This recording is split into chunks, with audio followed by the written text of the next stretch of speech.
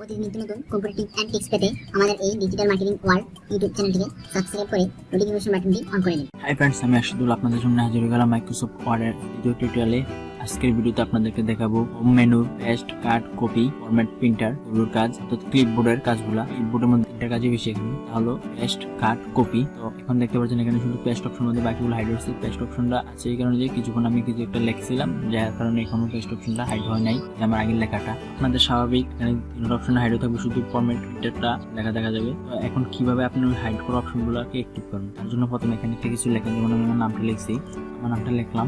যদি আমি এটাকে সিলেক্ট করি, মাউসের লেফট বাটন ধরে ড্র্যাগ করে সিলেক্ট করলাম, তাহলে দেখেন এখানে কাট এবং কপি দুটোই হয়েছে। আমি যদি কপিতে ক্লিক করি তাহলে এই লেখাটা কপি হয়ে গেছে। আর এখানে একটা জিনিস দেখেন, ইসলাম লেখার নিচে একটা অ্যাড সিগন্যাল দেখা যাচ্ছে, তার মানে লেখাটা ভুল আছে। এখানে নিয়ে যদি মাউসের রাইট বাটন ক্লিক করেন, আপনাকে এখন সঠিক অপশনটা দেখাবে, যেটা হচ্ছে আমার সঠিক অপশন ইসলাম। প্রথম আইটা বড়াতে হবে। এবার দেখেন সিগন্যালটা চলে গেছে, লেখা ভুল হলে এভাবে স্টিক করতে পারবেন। আমি যেটা দেখাচ্ছিলাম এটা হচ্ছে কপি অপশনটা, কপি করে পেস্ট করা। আমি এখান থেকে ক্যান্সেল দিয়ে নিচ্ছি, এটা দিয়ে নিচে আসলাম। এখন যদি আমি এই পেস্টে ক্লিক করি, পেস্টের এরোতে ক্লিক করলে দেখেন এখানে তিনটা অপশন আছে, এরোতে ক্লিক করলে পেস্ট হবে। আপনি এগুলো নিলে দেখাবে কিভাবে কোনটা পেস্ট হবে বা কোন সাইজে পেস্ট হবে, এগুলো আপনাকে এখানে দেখিয়ে দেবে। তিনটা থেকে স্বাভাবিক আমরা এই মাঝখানেরটা দিয়ে পেস্ট করবো, পেস্ট করে দিলাম। প্রথমে লেখাটা কপি করতে বলছিল, যার কারণে এখানে আবার ভুল দেখাচ্ছে। আমি এটা ঠিক করে নিচ্ছি, হয়ে গেল। আবার এটাকে ড্র্যাগ করলাম মাউসের লেফট বাটন ধরে, তারপর এটাকে কাট করলাম, লেখাটা কেটে গেল। আবার এন্টার দিলাম, দিলে এখানে আবার পেস্ট করতে পারেন। এই পেস্টে গেলাম গিয়ে, তো আমি যদি চাই এখানে বরাবর মাঝখানে পেস্ট অপশনে কি করবো, তাহলে এটা পেস্ট হয়ে যাবে। আপনাদের দেখলেন কাট কপি পেস্ট কীভাবে করে। ওইটা ছিল কীভাবে আপনি মাউসের মাধ্যমে কাট কপি পেস্ট করবেন।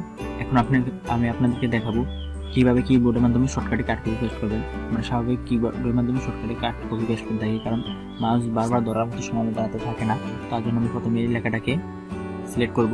তার জন্য কন্ট্রোল প্লাস শিফট, তারপর হচ্ছে মাউসের লেফট এরো কি সিলেক্ট হয়ে গেল।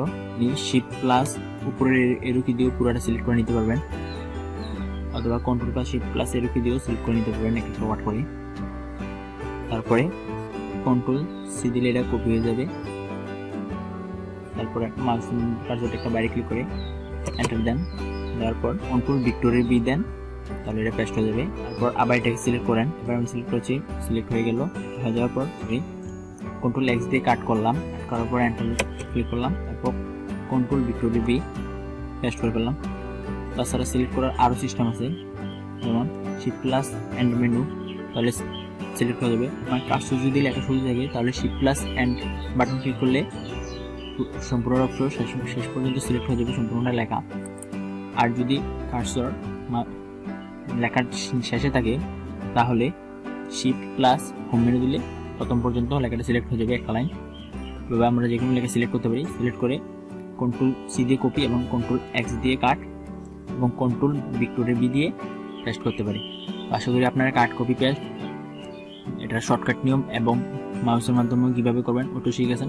তাছাড়া মাউসের মাধ্যমে আরও করা যায়। এখন এখান থেকে মাউসের রাইট বাটন ক্লিক করলে যে কাট কপি, তারপর আছে এখানে পেস্ট, ওই অপশনটার মধ্যেই ক্লিপবোর্ডের অপশনের মধ্যে এখানেই ওইভাবে আপনারা কাট কপি পেস্ট করতে পারেন।